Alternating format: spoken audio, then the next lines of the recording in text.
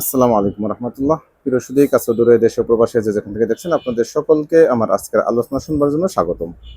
আজকে আমি দুটো প্রসঙ্গে কথা বলবো। আমার হেডলাইনে আমি করেছি। প্রথম কারণটা হচ্ছে, আমরা গতকালকে দেখলাম আমাদের একজন বক্তা আলোচক রফিকুল ইসলাম মাদানী, যাকে চিনি নেত্রকোনার, তিনি দ্বিতীয় বিবাহ করেছেন। এই দ্বিতীয় বিবাহটা আসলে অপরাধ কিনা এবং কেন তিনি বিবাহ করলেন তার একটা ব্যাখ্যা তিনি দিয়েছেন। সেই ব্যাখ্যাটা দেওয়া কতটা জরুরি ছিল, এবং এই যে পক্ষে বিপক্ষে নানাজন নানা কথা বলছেন, এই বিষয়টা নিয়েই আমি একটু বিশ্লেষণ করার চেষ্টা করবো ইসলামের আলোকে।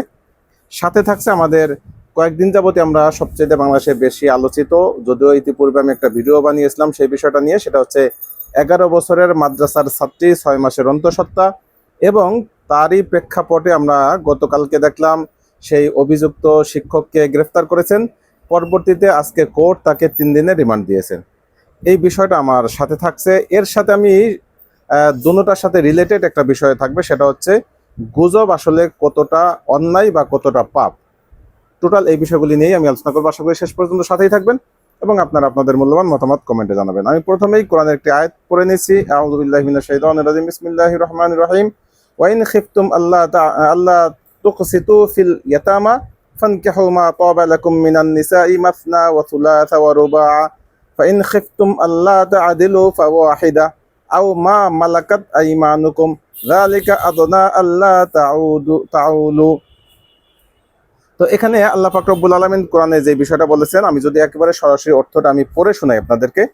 যদি তোমরা আশঙ্কা করো এতিমদের প্রতি সুবিচার করতে পারবে না, অর্থাৎ এতিম নারীদের প্রতি, অর্থাৎ সংসারে যদি কোনো এতিম নারী থাকে তাদের প্রতি তোমরা সুবিচার করতে পারবে না, তবে নারীদের মধ্য হতে নিজেদের পছন্দ মতো 2, 3 এবং 4 জনকে বিবাহ করো। কিন্তু যদি তোমরা আশঙ্কা করো যে তোমরা সুবিচার করতে পারবে না, তাহলে একজনকেই কিংবা তোমাদের অধীনস্থ দাসীকে, এটাই হবে অবিচার না করার কাছাকাছি, অর্থাৎ এটাই হবে সবচাইতে ভালো পন্থা। অর্থাৎ এখানে সর্বশেষ যেই কথাটা বলেছে, যদি ইনসাফ করতে না পারো তাহলে তার জন্য একটা বিয়েই সীমাবদ্ধ থাকতে হবে, এটাই হচ্ছে বাস্তবতা। আর শুরুতে বলা হয়েছে এখানে কোরআনের আয়াতের ভিতরে এতিম নারীদের কথাই। তো এতিমদের নারীদের ক্ষেত্রে যেহেতু তারা সংসারে আছে, তাদের যদি মালামাল তোমরা বক্ষণ করে ফেলতে পারো, ন্যায় বিচার করতে না পারার আশঙ্কা থাকে, সেই ক্ষেত্রে তাদেরকে তোমরা বিয়ে করে নাও। বিয়ে করে নিলে আর এই সমস্যাটা থাকবে না। এটাই হচ্ছে মৌলিকভাবে এই আয়াতের অর্থ। তো এই জায়গার থেকে অনেকেই অপব্যাখ্যা করেন যে যেহেতু আল্লাহ পাক রব্বুল আলামিন এতিমদেরকে বিয়ে করার অনুমতি দিয়েছেন, তার মানে সাধারণত এক বিয়ের উপরে করা যাবে না, এরকম একটা ব্যাখ্যা অনেকে দিয়ে থাকেন, যেটাকে আমি অপব্যাখ্যা বলে থাকি। একটা বিষয় আমাদের মনে রাখতে হবে যে কোরআন বা হাদিসের যে কোনো বিধান আমাদের সামনে যখন আসে, বিধান অবতীর্ণ হওয়ার একটা কারণ থাকে, কিন্তু পরবর্তীতে সেই কারণ না পাওয়া গেলে ওই বিধানটা বলবৎ থাকে। যেমন আমি যদি একটা উপমা দেই, এক্সাম্পল দেই, যে আমাদের জাকাতের বিধানটা আল্লাহ পাক কেন নাজিল করেছেন? সমাজে গরিব মানুষ যেন তারা একটা আশ্রয় পায়, বা তারা কিছু স্বাবলম্বী হতে পারে, বা তারা যেন না খেয়ে মারা না যায়। এটাই হচ্ছে মূল কারণ, সেটাই তো। কিন্তু এখন যদি দুনিয়াতে এমন হয় যে একজনও গরিব মানুষ নেই, তাহলে কি জাকাতের বিধান রহিত হয়ে যাবে? হবে না। কিন্তু আরেকটা উদাহরণ দেই, যেমন মদ খাওয়া হারাম করা হয়েছে কেন? মনে করেন যে মদ খাওয়া হারামের মেন কারণটা আল্লাহ পাক কোরআনে যারা বলেছেন যে এর মাধ্যমে মাতলামি আসে, পাগলামি আসে। এখন পাগলামি হওয়ার কারণেই মূলত মদ খাওয়া হারাম। এখন যদি আপনি এতটুক পরিমাণ খান, একদম অল্প পরিমাণ, সামান্য আধা চামিচ 1 চামিচ, যেই পরিমাণ মদ খাইলে আপনার পাগলামি হবে না, মাতলামি হবে না, তাহলে কি আপনার জন্য হারাম হবে না?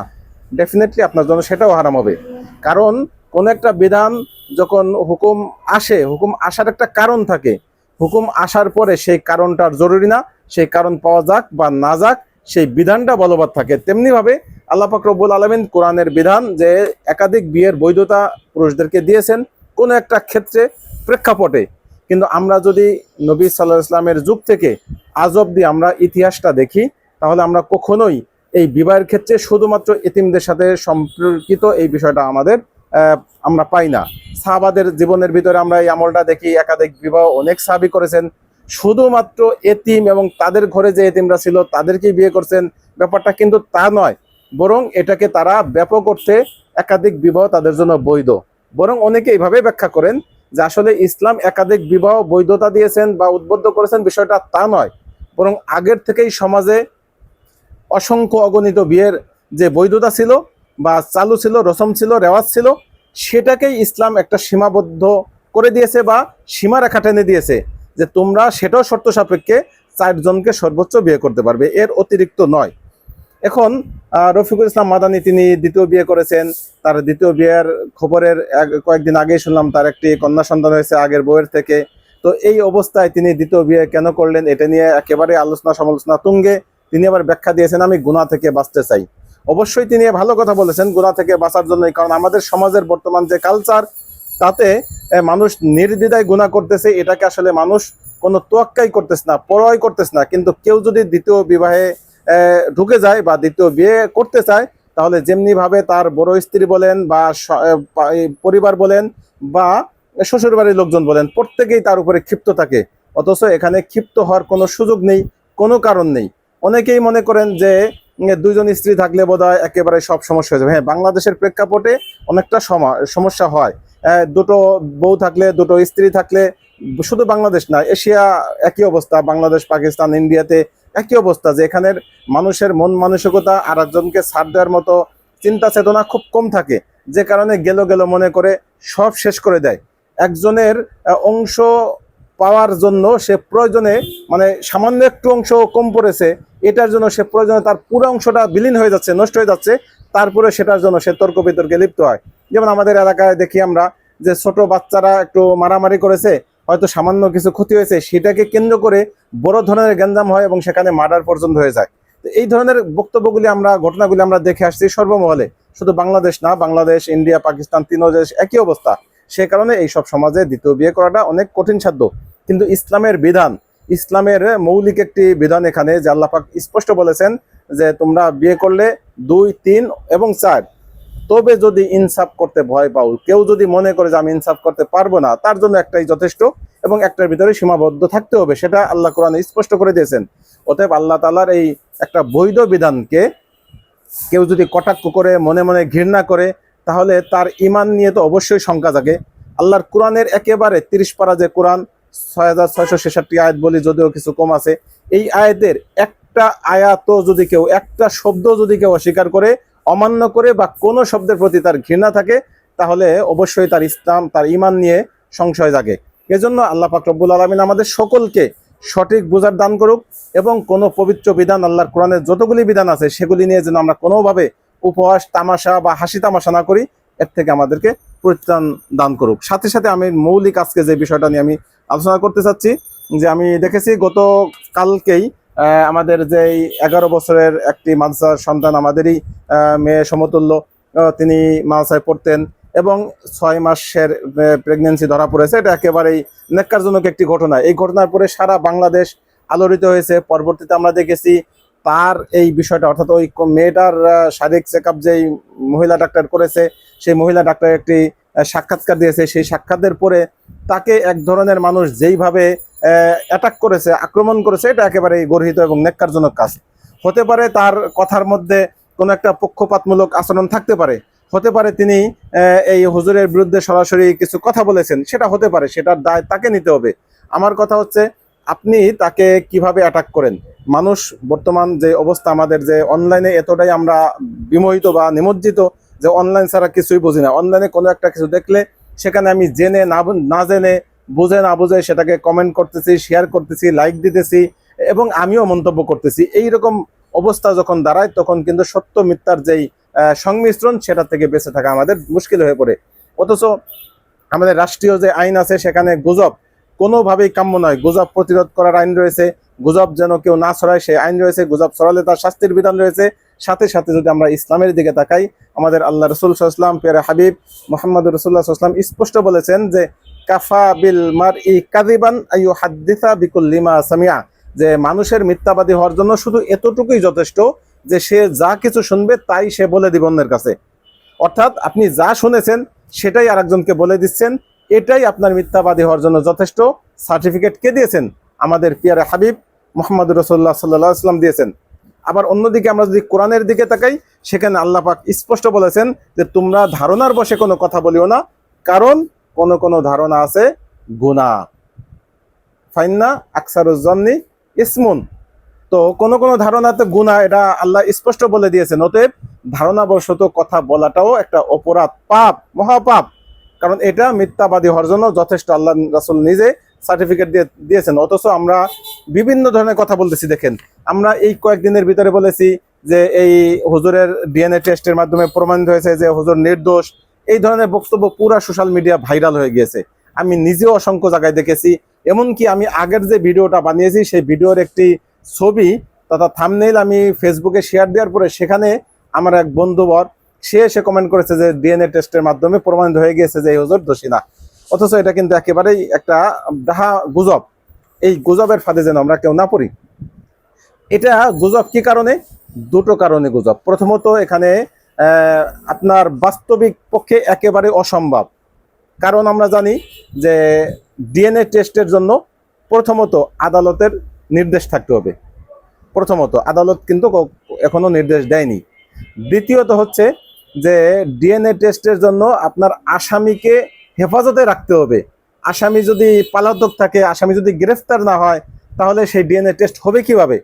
তাহলে ওই হুজুর যে একটা বক্তব্য দিল, এই বক্তব্যের উপরে ভিত্তি করে, হ্যাঁ তিনি দাবি করেছেন যে ডিএনএ টেস্ট করা হোক, এটার উপরেই ভিত্তি করে তাকে আমি সত্যবাদী বলতে পারি না। আবার ওই ডাক্তার যেভাবে তাকে দোষারোপ করেছে বা তাকে অভিযুক্ত করেছে, বা ওই কন্যা সন্তানের মাতা তাকে যে অভিযুক্ত করেছেন, তার উপরে ভিত্তি করে আমি তাকে দোষীও বলতে পারি না। এটা তো ফয়সালা হবে বিচার কার্য শেষ হওয়ার পর্যন্ত।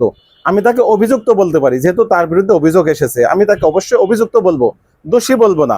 তবে যেহেতু তিনি অভিযুক্ত, তাকে এই কাজে সহায়তা করতে হবে। অর্থাৎ এই ডিএনএ টেস্টের দাবিটা যেহেতু আসামি বা অভিযুক্ত তিনি নিজেই করেছেন, অতএব এই ডিএনএ টেস্টের জন্য তাকে সহায়তা করতে হবে, অর্থাৎ তাকে আইনের আওতায় আসতে হবে।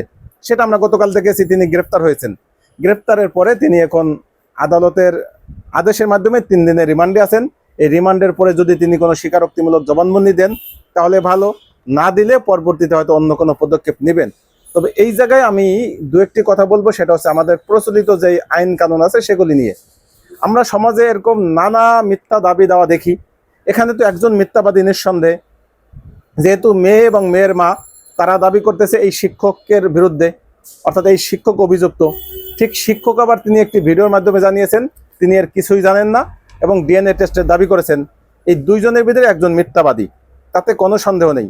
এই মিথ্যাবাদীর কে আর কে সত্যবাদী সেটা প্রমাণের জন্য আমাদের আদালতের যে নিয়ম, অর্থাৎ আমাদের যে ব্রিটিশ ল মাধ্যমে আমাদের আদালতগুলি চলে, এর মাধ্যমে বিস্তর একটা লম্বা সময়, 5 বছর, 7 বছর, 10 বছর, 15 বছর অবধি সময় চলে যায়। সাক্ষী, এই সাক্ষীকে আবার করা, জেরা করা, এরপরে আর্গুমেন্ট করা, মানে একেবারে বিশাল এক সমুদ্রের মতো মনে হয়। সেই সমুদ্র থেকে মুক্তা খোঁজা যতটা কষ্টসাধ্য, একটা আইনের মাধ্যমে, একটা বিচারের মাধ্যমে কোনো একটা বিচার নিশ্চিত করা এবং রায় পর্যন্ত মামলাটা নিয়ে যাওয়া, সেরকম একটা, অর্থাৎ সমুদ্রের থেকে, ঝিনুকের ভিতর থেকে মুক্তা বের করার মধ্যে একটা কঠিন সাধ্য বিষয়। এই বিষয়টাই আমি বলবো যে এটা আমি অবশ্যই কঠিনভাবে সমালোচনা করছি এই ব্রিটিশ আইনের। আমি চাইবো যে এই জায়গাগুলি অন্তত আপনারা যদি ইসলামিক আইনের পুরোপুরি বাস্তবায়ন দরকার নাই, অন্তত ইসলামিক আইনবিদ যারা আছেন তাদের সাথে পরামর্শক্রমে যদি আপনারা সিদ্ধান্ত নেন যে অন্তত কিছুটা সংস্কার করবেন, বিচার ব্যবস্থার কিছুটা সংস্কার। আপনারা আইন নাই বদলালেন, আপনারা এখন যেই আইন আছে সেই আইনেই আপনারা বিচার করেন, কিন্তু বিচার ব্যবস্থার যে পরিবর্তন, সিস্টেমের যে চেঞ্জ, পরিবর্তন, সেটা যদি আনতে পারেন তাহলে আমার মনে হয় এর জন্য খুব বেশি সময় লাগবে না।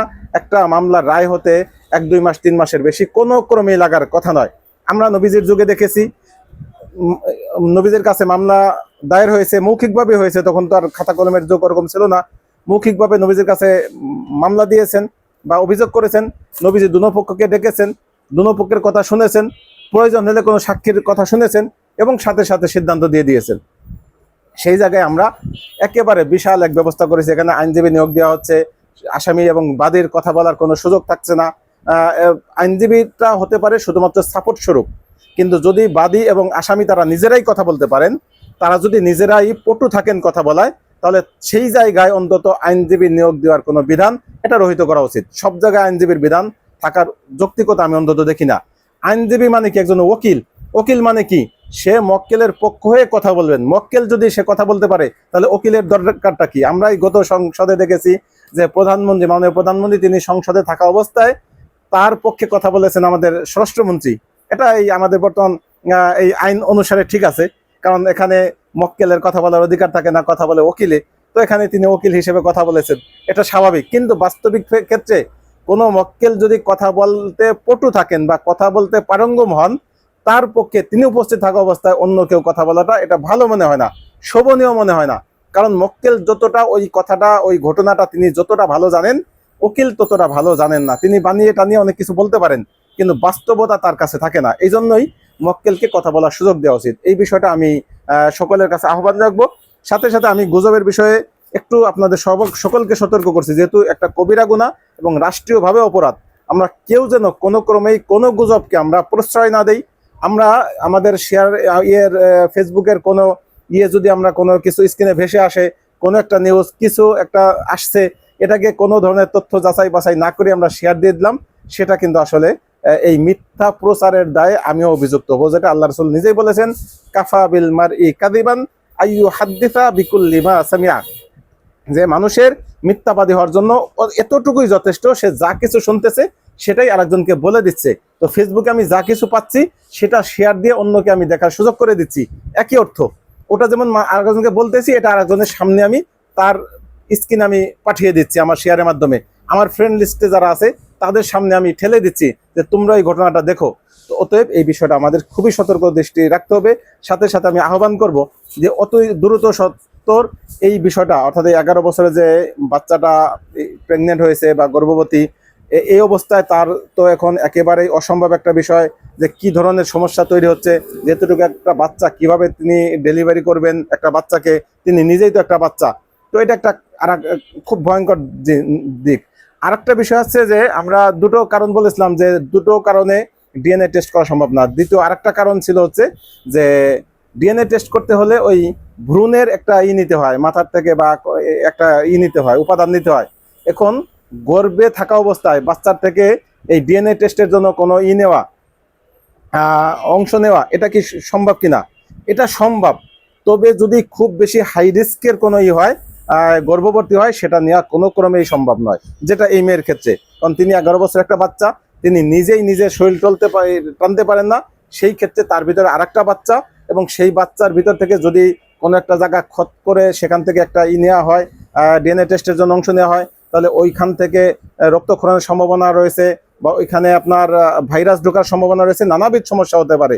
এ কারণেই অন্তত আরো কয়েক মাস অপেক্ষা করতে হবে। সে যখন এই বাচ্চাটাকে প্রসব করবে বা সিজারের মাধ্যমে বাচ্চাটা ভূমিষ্ঠ হবে, দুনিয়ার মুখ দেখবে, তখন হয়তো তার থেকে কিছু অংশ নিয়ে, আর এই অভিযুক্ত যেই মাদ্রাসা শিক্ষক তার থেকে কিছু অংশ নিয়ে তখন মিলিয়ে এই ডিএনএ টেস্টটা করার পসিবিলিটি থাকবে বা সম্ভব হবে।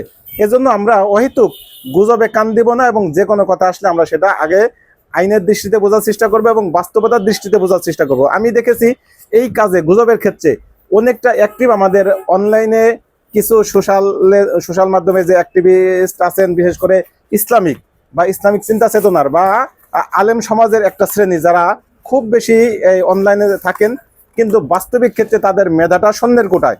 তারা বাস্তবতাও বুঝতেছেন না, আইন কানুনও বোঝেন না, যে কারণেই তারা এই গুজবের ফাঁদে পা ফেলেন এবং এই গুজবকে তারা প্রচার করতে থাকেন। আল্লাহ পাক সকলকে আমাদের এই গুজব থেকে বাঁচার তৌফিক দান করুক। এবং এই বিষয়ে আপনাদের কোনো মতামত থাকলে কমেন্ট বক্সে জানানোর অনুরোধ রইল। আজকের মতো এখানে শেষ করছি। আল্লাহ হাফেজ, আসসালামু আলাইকুম রহমতুল্লাহ।